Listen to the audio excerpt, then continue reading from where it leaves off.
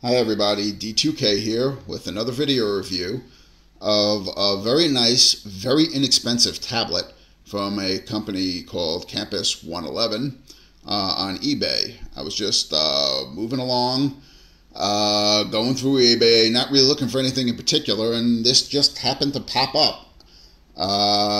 It is made by a company called Irulu, I-R-U-L-U. A typical Chinese company, just a simple rebranding coming in. What it is basically is a 10.1 inch all-winter A20 base tablet. It has a very powerful yet very energy conserving A7 based chipset. A7, for those who do not know, are based on the A15 and work with the they're a part of the A15 chipset. One of the most powerful ones coming out of ARM these days. But the A7 actually is the power conserving chips that are used basically for when the A15 chips aren't going full throttle. In other words, if you're pausing or if you're just sitting in idle, the A7 chips kick in and save a lot of power. Not exactly the best thing in the world if you want to put them in a tablet on their own, but Allwinner wisely paired them up with a very, very nice dual-core Mali 400 chipset GPU.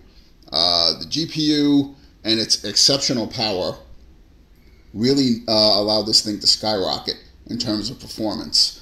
I find that the hardware very, very, very much so makes for a very smooth experience with the preloaded Android 4.2 actually. What you're really getting here is a very low cost tablet. This literally costs, and I'm not kidding, $118 delivered in the US by a US company.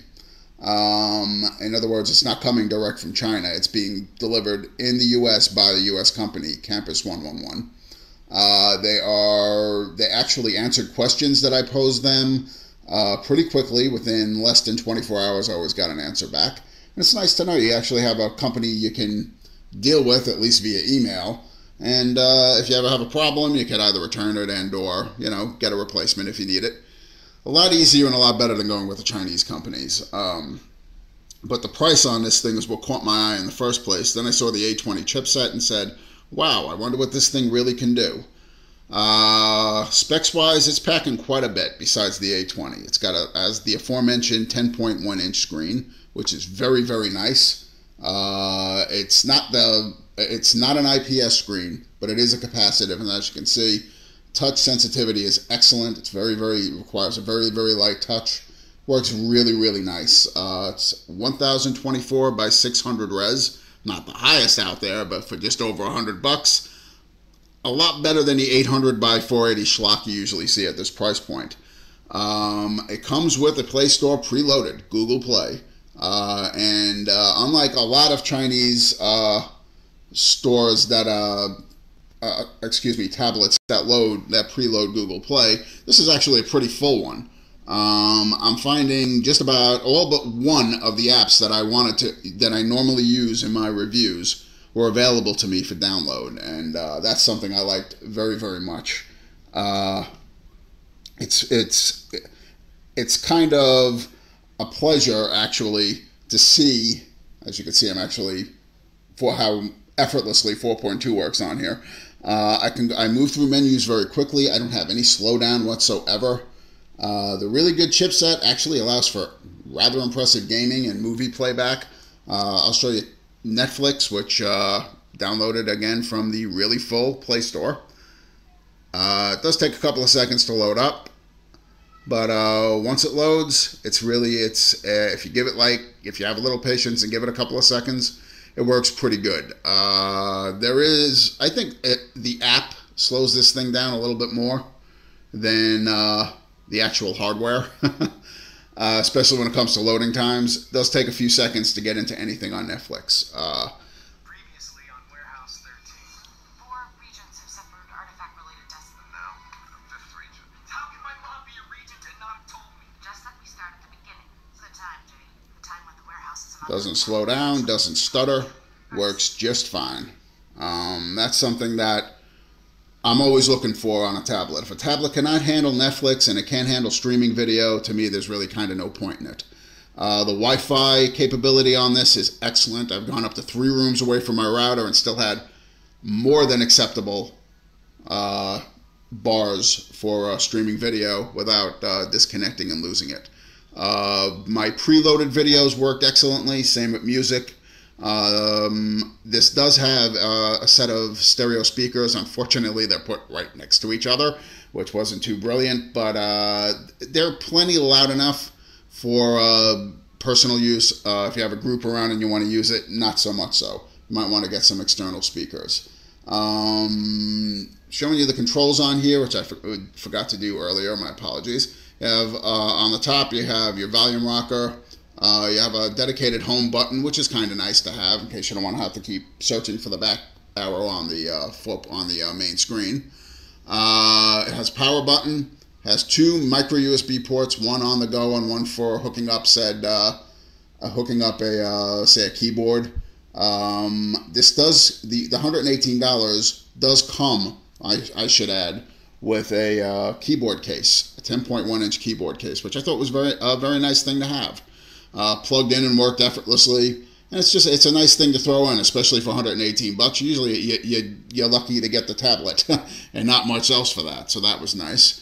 You also have a headphone port, an HDMI port, which is really nice, as well as and your micro SD slot, which handles an additional 32 gigabytes of RAM.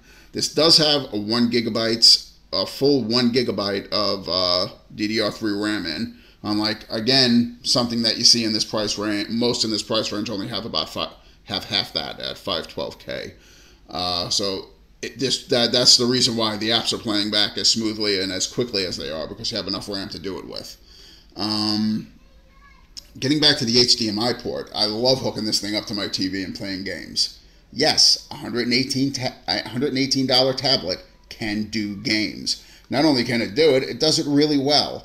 The accelerometer works well. I've used it in about a good 12 different games already, and it's pretty accurate. There were a couple of games it didn't work very well in, but then I'm finding that on just about all of my tablets that it doesn't seem to matter. I think it's more software related than hardware related in terms of how well it's going to work, if it's going to work at all.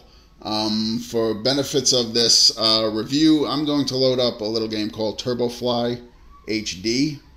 It allows me to actually just touch the screen left and right in order to get it going. Let's throw a normal race on, select a track, and go. What's nice about this is the graphics look really good. It's very responsive. Really, all the games that I've played with this have worked very, very well. Not at all surprising. And yes, I have Asphalt running on this. So I've had Asphalt 6, Adrenaline 6, I've had Asphalt 7 running, I had Novo 3 running. I had it side-loaded. It wasn't in the store, of course. But as you can see, it's very responsive. I simply did not have any problems with this at all. Gaming has just really, it's been a pleasure, period.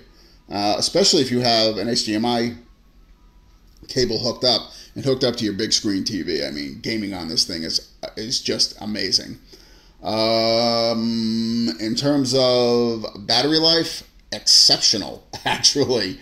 It has a rather large 6,000 mAh battery.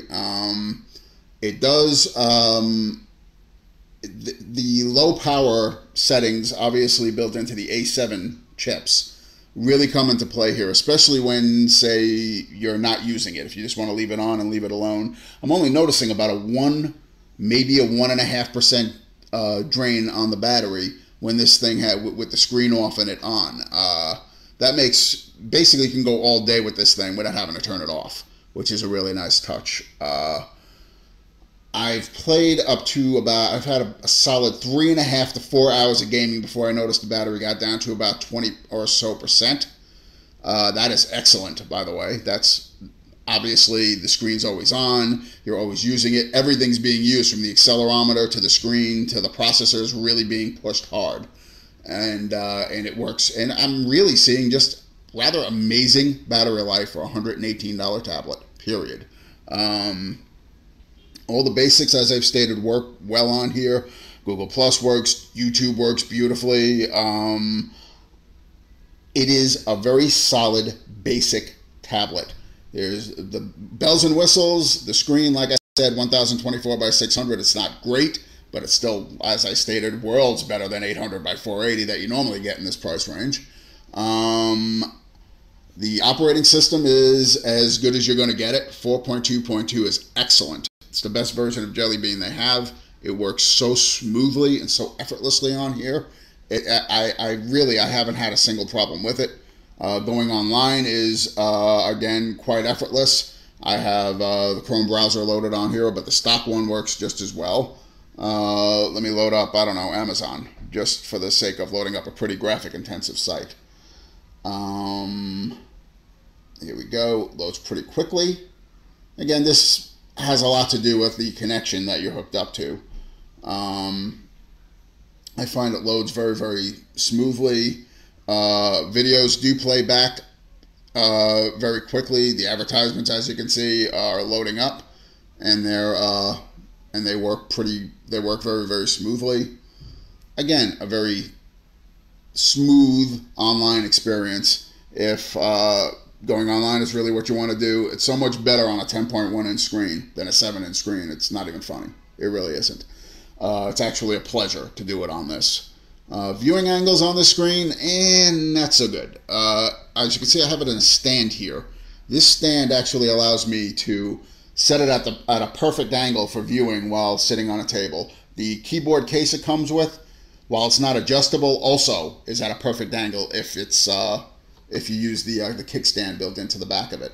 You move it forward, you lose it. You move it this way, you lose it. So really, it does have a sweet spot, but at least it has a sweet spot, and it's pretty much straight on. As long as you're looking directly at it, it looks fine, and side to side, no problems at all. So not the greatest screen for viewing in the world, but the colors are very accurate. They're not very washed out. Brightness is plenty high on this. Again, a problem I've seen with a lot of sub $100 or just at $100 tablets is the brightness is horrible, and it's done more to extend battery life than anything else. I have been using this all day, and my battery's still at 63%. I'm actually, again, the battery life on this thing just so completely baffles me at this price point, because nobody I've seen has managed to get as good a battery life as this. I will put the link to this below so that you can order one yourself. It also comes without the case for about $109. But to be honest, the keyboard case actually works pretty good. Keys are pretty solid, and I managed to type out quite a bit online with it. So, in my opinion, it's kind of worth the extra $7 or $8 to get it. Did I mention that it also shipped for free? Almost forgot that part. So you're getting free shipping in the U.S. It ended up being United States Postal Service, but it was good. It arrived to me in one piece, and then within 3 to 4 days after I ordered it. Again, very good company, nice to deal with. They answered my questions. I sent several email questions just to test them and see if they were any good, and if they would answer me, and they did. And they didn't sound like they were complete idiots after they did so, which is also a nice touch. So here it is. In a nutshell, this is the iRulu. It is an A20, an all-winter A20 based 10.1-inch tab with a really big 6,000 mAh battery that lasts a very, very long time. A decent, if not spectacular screen, but again, above average in its price class. All the apps work beautifully. Gaming is excellent. The ability to hook it up via the HDMI port to a TV, it also is a really, really nice touch. Altogether, I found this to be a very, very pleasant surprise. I just wanted to see if you can make a 10.1-inch tablet at that price point and actually have it work, much less work good. And again, I'm very impressed with this, and I'm impressed with the service I got from the company I bought it from. Could not more highly recommend buying this one. If you have any questions at all, just ask below. I'll answer to the best of my ability. Thanks for watching.